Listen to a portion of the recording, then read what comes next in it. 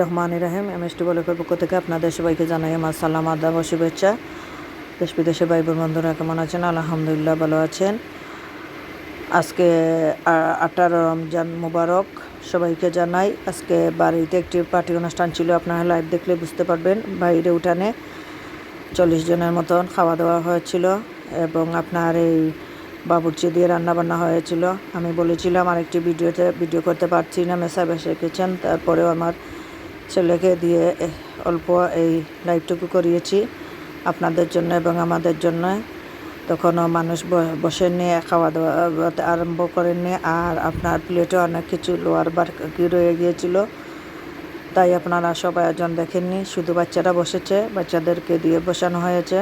আমাদের জন্য দোয়া করবেন, আর এইভাবে ইফতার পার্টি আপনারাও করবেন মাঝে মধ্যে, ভালো লাগবে, আনন্দ দেয়। ভালো থাকেন সবাই, সুস্থ থাকেন সবাই। আসসালামু আলাইকুম।